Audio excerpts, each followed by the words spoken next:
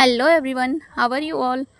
Today we will learn next chapter what books and burials tell us. इस chapter से हमें प्राचीन भारत के वैदिक काल, वेदों, यज्ञों, समाज, युद्धों और समाधियों के बारे में जानकारी मिलती है। तो चलिए आगे वेद क्या होते हैं इनके बारे में जानते हैं। वेद भारत के सबसे प्राचीन धार्मिक ग्रंथ हैं। वेद शब्द संस्कृत के वेद धातु से बना है जिसका अर्थ है ज्ञान।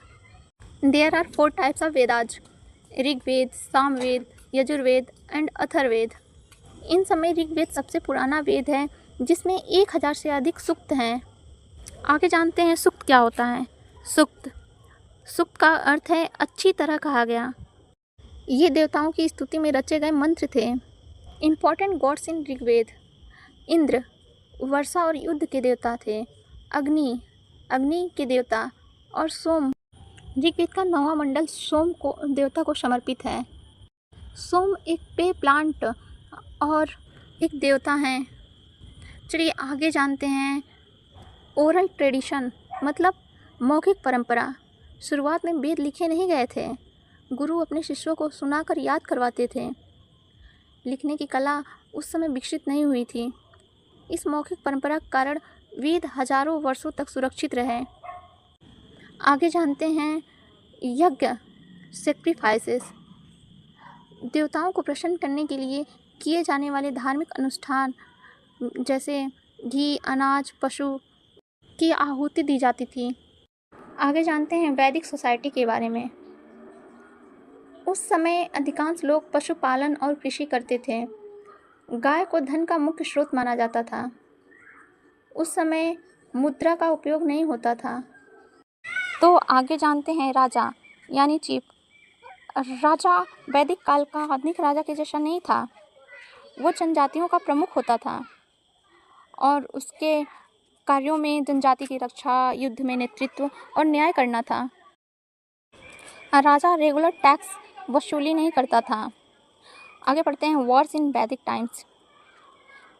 पशुधन पर कब्जा करने के लिए युद्ध होते थे जिन्हें कैटल रेड्स कहा जाता था। गायें आर्थिक शक्ति की प्रतीक थी। आगे जानते हैं दास एंड दासी के बारे में। युद्ध में बंदी बनाए गए लोगों को सेवक बनाया जाता था। दास जो मेल सर्वेंट होते थे एंड दासी फीमेल सर्वेंट को कहा गया है। इनका उपयोग घरेलू कार्यों में किया जाता था। चलिए जानते हैं मेगालिथ्स यानी महापषाण। मेगा मीन्स होता है लार्ज एंड लिथ मीन्स स्टोन, मतलब बड़े पत्थरों से बनी हुई समाधियाँ। ये लगभग 3000 वर्ष पुराने हैं और ये समाधियाँ साउथ इंडिया और नॉर्थ ईस्ट इंडिया और कश्मीर में पाया गया है। और नेक्स्ट पॉइंट इज बरियल्स मतलब समाधियाँ। कब्रों में मिले सामान से हमें लोगों के जीवन के बारे में जानकारी मिलती है। कुछ कब्रों में अधिक वस्तुएं मिलने से सामाजिक असमानता का पता चलता है। इनाम गांव यह महाराष्ट्र का एक महत्वपूर्ण ताम्रपाषाण स्थल है। इस समय लोग वीट, बार्ले और राइस को उगाते थे। कुछ लोगों को घरों के भीतर दफनाया जाता था। अब जानते हैं चरक। वो चरक चरक भारत के प्राचीन वैद्य थे। उन्हें आयुर्वेद का जनक कहा जाता था और वे चरक संहिता लिखे थे। अब चलिए फटाफट एक बार क्विक रिवीजन कर लेते हैं।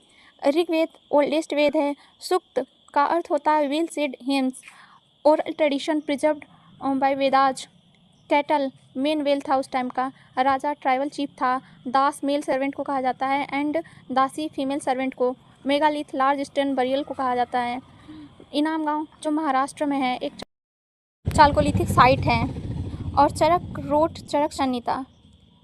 इस अध्याय में हमें वैदिक समाज, वेदों और प्राचीन लोगों के जीवन के बारे में महत्वपूर्ण जानकारी मिलती है। Thank you for watching. For more videos please like, share and subscribe. Learnspire India. Jai Hind.